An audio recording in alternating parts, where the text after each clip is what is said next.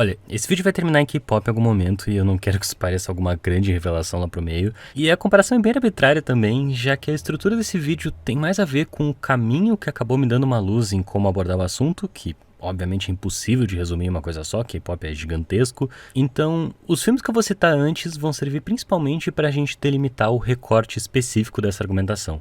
Antes de falar sobre a Coreia do Sul, bora dar uma passada em Hong Kong.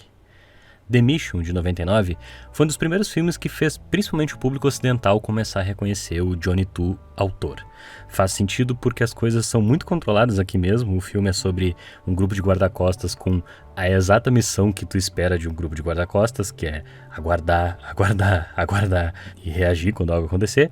Os personagens, um grupo bem curioso de gangsters, são apresentados primeiro separados. Um cuida de um clubezinho, o outro é cabeleireiro. E o que une esses quatro que vão protagonizar o filme é, na verdade, o rigor com que cumprem suas funções, suas especialidades.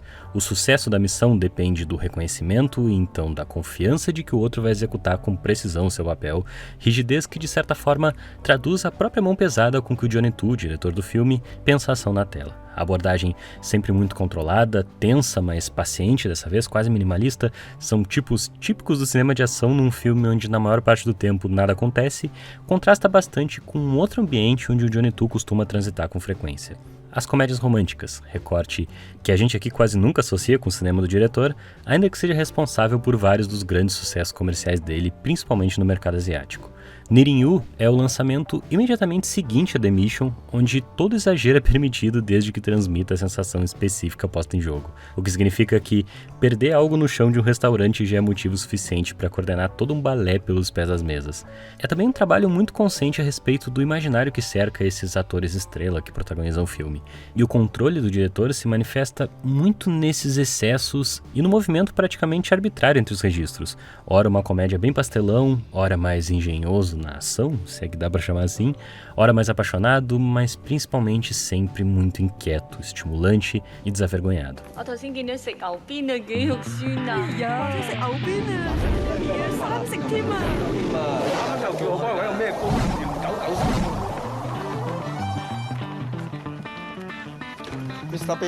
Outro ótimo exemplo, lançado em 2004, é Yesterday Once More, de novo com o casal Andy Lau e Sammy Cheng, dessa vez não se apaixonando, mas divorciados, e como se não bastasse, ambos ladrões de joias, então não estranhe se do nada o romance virar filme de assalto, com direito a toda a preparação para o plano de roubo, mesmo que depois essa engenhosidade de manobra vai ser usada para um convencer o outro de que teve com alguém naquele lugar, ou que ainda lembra de como ela espalhava as coisas pelo quarto. Esse lance de ser obviamente uma enganação, e os dois sabem disso, afinal tentaram fazer a mesma coisa um com o outro, é interessante porque ao mesmo tempo, caralho, tu lembra mesmo de cada detalhe, então nenhum sentimento é falso, nada é descartado. O mesmo serve para quando bruscamente o filme tem uma virada pro drama, um deles aparece com uma doença terminal e aí o outro aparece também, e tu já não sabe o que é verdade, mas essa postura do Johnny To de fazer questão de reconhecer o clichê, colocá-lo em xeque, dá toda a substância que aquela novela precisa para ser sentida no máximo, assim. São repetições que surgem para acentuar o exagero da ação, brincar com as expectativas quanto aos gêneros, e no fim das contas dizer algo como, olha, tudo aqui é cinema, artificial, mas nada de se jogar fora. Don't Go Break My Heart, esse bem mais recente, de 2011, é um triângulo amoroso que também funciona muito nessa chave, uma série de declarações de amor, uma seguida da outra, apagando a anterior, até o filme decidir que essa é a última e então concretizar o romance ali mesmo. Amor e capitalismo como coisas indissociáveis nesse contexto. E, de fato, tudo isso só é possível por se tratar do cinema de Hong Kong. O Johnny To tem, 40 anos de carreira e é um cineasta bem representativo dessa tradição da colônia, principalmente no recorte ali dos anos 80, 90, onde, antes do reconhecimento como autor, era mão de obra como vários outros dessa produção massiva da indústria de lá. Assina ou pelo menos participa com outros realizadores de vários dos filmes do período. Acostumado com um ritmo de produção frenético, chegou a dirigir 4 filmes em 2003, sem isso significar um lançamento menos interessante do que o outro. Um filme como Running on Karma, uma ação, drama policial espiritual sobre um ex-monge alterofilista que enxerga o futuro, só pode ser feito porque além dos recursos para fazer esse cinema existirem ali, principalmente a produção de Hong Kong ao longo dos anos, olhou para esses recursos com pouquíssimo, para não dizer nenhum pudor. Algumas das tramas jamais seriam aprovadas por Hollywood, mas mesmo mesmo aquelas que seriam, na mão desses cineastas inquietos, pelo menos existiria a certeza de que a partir disso vale tudo. Qualquer elemento é digno de respeito, tanto quanto é absolutamente descartável. Tudo para criar o filme com mais energia. Não importa se o nosso bom gosto aqui diria que essas coisas não funcionam juntas, que isso é forçado, que é artificial, que é exagero. O Felipe Furtado resume bem pra mim quando fala sobre uma das produções, essa de 1990, parte filme de gangster trágico, parte romance adolescente. Não deve haver um único plano aqui que não seja completamente manipulativo, mas há um motivo pelo qual o Johnny Tu, que produziu, sempre clamou por sua autoria. A Moment of Romance sabe que para fazer um filme como esse funcionar, precisa se comprometer com cada excesso e acreditar neles. E é partindo dessa afirmação que eu quero conversar sobre K-pop com vocês. Next Level da aespa é um dos hits recentes do K-pop. Para ouvidos ocidentais, eu não diria que essa é uma produção hostil exatamente, pode até soar bastante familiar, mas o que com certeza causa uma ruptura com o pop que costuma chegar aqui pra gente é essa música comportar 4 ou 5 músicas dentro de si mesmo, todas pensadas pra energia da coisa nunca baixar. I'm on the next level, 저 너머의 문을 열어 next level, 널 결국엔 내가 부셔.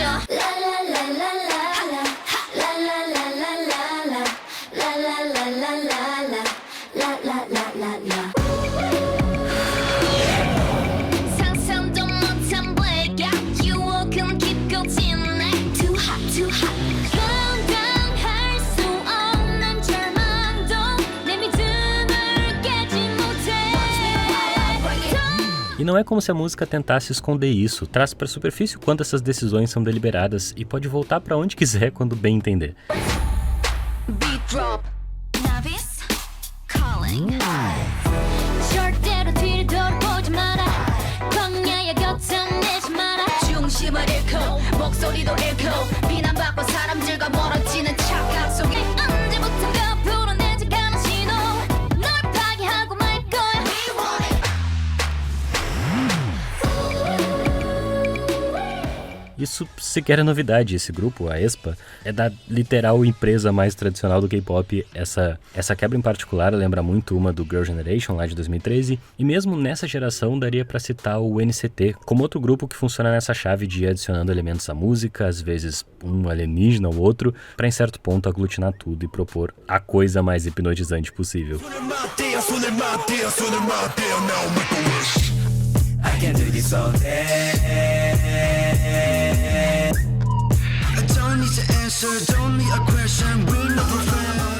E dá pra achar exemplos que até personalizam mais esses blocos da música, no sentido de não só a produção, como os personagens que vão performar ela parecerem vir de universos completamente diferentes.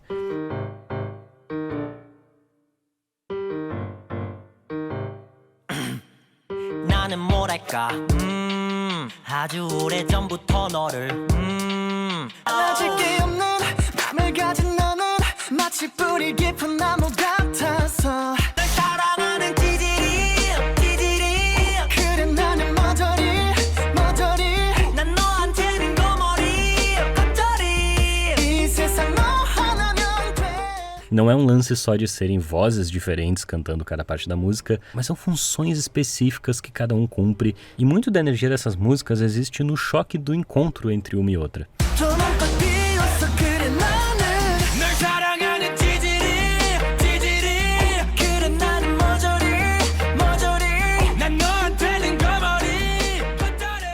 Então, se um tem a voz mais cheia de libido, um é mais reconhecido como dançarino do grupo, outro é o rapper, outro alcança notas mais altas, outro tem a voz mais angelical. O que acontece quando um deles se ocupa com outra coisa e essas posições precisam ser repensadas?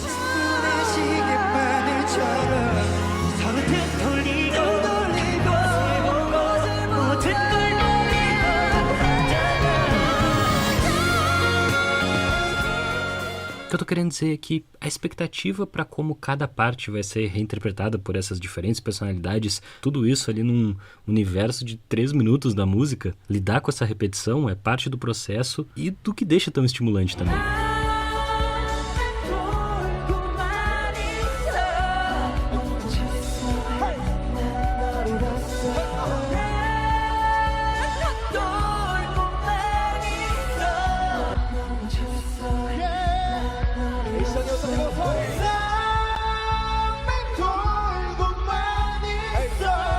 são pequenos deslocamentos que sempre revelam alguma surpresa, algum senso de harmonia que liga presenças a princípio tão conflitantes e nunca te deixa desviar o olhar. E quando eu digo que é uma abordagem com muito menos pudor, é mesmo no sentido de não existir nenhum constrangimento em vestir esses personagens. Se aquele é o tipo de artista cheio de libido, isso vai estar em tudo, nas músicas, nas coreografias, na voz, na entrega, nas expressões, tudo que envolve a performance, executada com todo exagero, mas também com todo o rigor possível, tanto num clipe quanto nos palcos.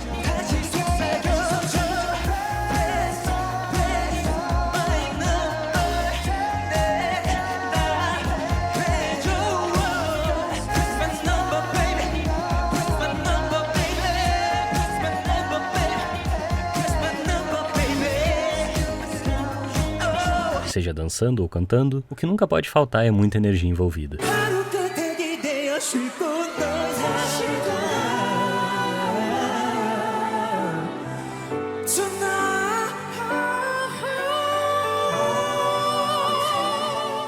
Uma coisa que eu vim notando ao longo dos anos é que, ainda que toda música de K-pop também seja apresentada ao vivo, isso é normal, quando se tenta fazer uma versão acústica de uma música, alguma coisa assim, principalmente quando se propõe um cover com um arranjo mais calmo do que o original, ainda é um nível muito foda de performance, porque dá pra notar demais que aquilo é um K-pop. Simplesmente parece que não cabe naquele tempo e que mesmo a versão mais simples daquela música ainda tem coisa demais pra lidar. Essa versão da Gumi...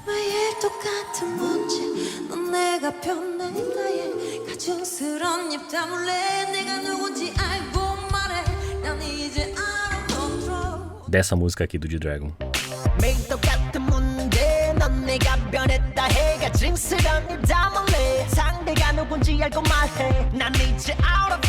Ainda mais interessante é pensar como, dado o amontoado de elemento de uma produção dessas de K-pop, como diabos se performaria uma música como essa, por exemplo, sem todas essas noções de pudor e rigor que a gente tá conversando.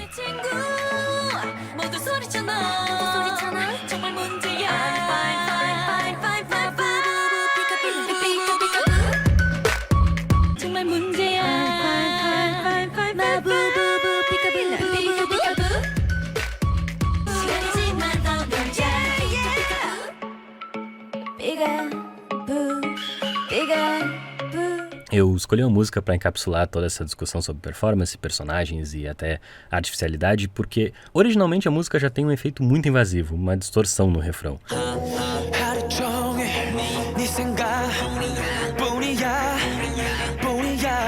Primeiro vale contextualizar que esse cara aqui, o Junkei, é um dos vocalistas principais do grupo. Normalmente ele também canta o refrão, mas ele também é um desses artistas que transbordam sensualidade e a música decide deslocar ele para um pouco antes no pré-refrão, então a parte dele é essa aqui.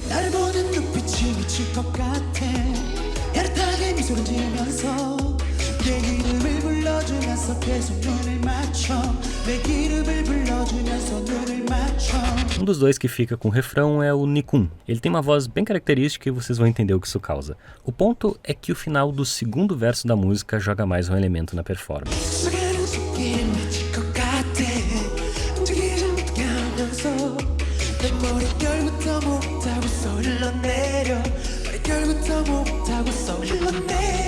Então, o refrão que já vinha amontoado por um elemento de distorção artificial, agora é cantado com essa distorção vocal também. Mais ainda, o Nikun, que na mão de qualquer outro produtor nunca ia acabar nesse lugar, também canta o refrão nesse agudo, e aqui não cabe dizer se é bom ou não, porque o interessante é essa construção de expectativa, é nunca saber o que esperar.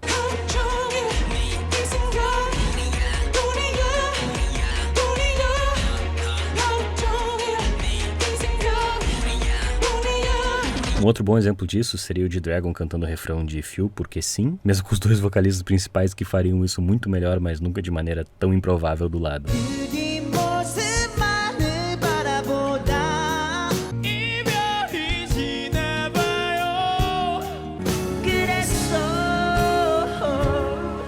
Voltando pra performance, o Junkei, aliás, começa a cantar antes do último refrão e a gente já começa a entender por que guardaram ele em uma parte mais sutil da música até aqui. É como se sempre houvesse mais gasolina pra queimar.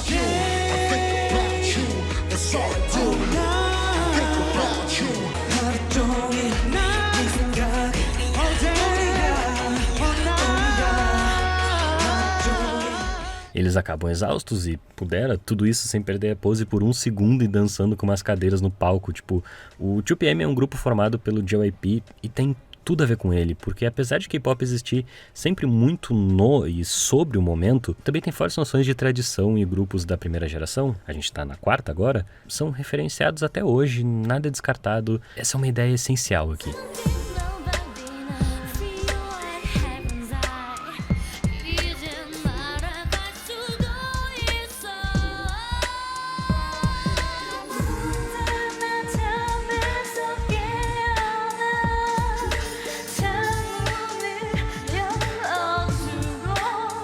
O discurso surge na reimaginação desses excessos. Seja um grupo que tá para acabar entregando uma música melancólica dessa vez, seja a ciência das repetições e a redução da música só o que é essencial, às vezes uma coisa quase infantil de música chiclete, a batida despida por um metrônomo, como fez o B.I., que produziu e escreveu o Love Cenário.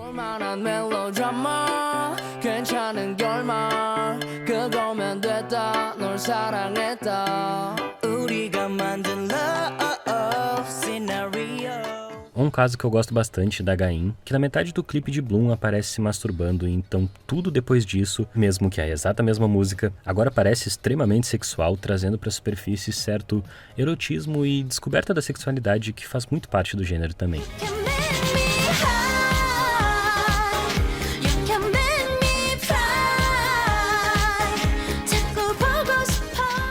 Tem artistas, principalmente os responsáveis pelas produções do próprio grupo, o B.I. mesmo que eu falei agora há pouco é um exemplo, que cresceram tão mergulhados em K-pop, e K-pop é sim um universo com todas as suas idiosincrasias próprias, que quando tu coloca do lado de artistas, por exemplo, que são do hip hop, não só os que trazem elementos do hip hop pro K-pop, tipo, dá muito pra notar quem que é o idol ali no meio.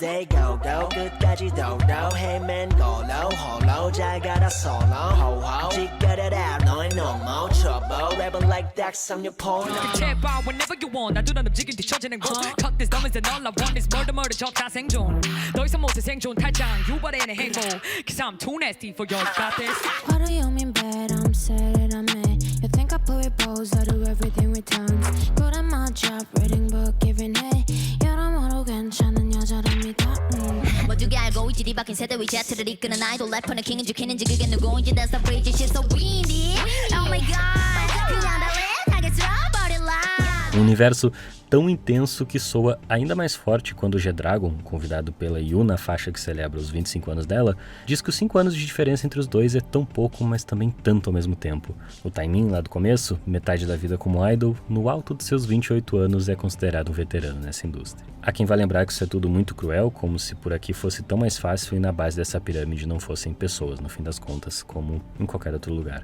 Sobre isso, gosto das linhas do Tablo, sul-coreano, no feat com Joy Badass, rapper americano, ambos entendendo o dinheiro como no centro das suas produções. O que vocês chamam de alma, ele diz, Seoul é uma cidade por aqui. Joy Badass responde sem pestanejar. Aqui se acende um por todos que se foram. Nenhuma dor é maior que a outra, nenhum sentimento é descartado. Arte e capitalismo como coisas indissociáveis nesse contexto.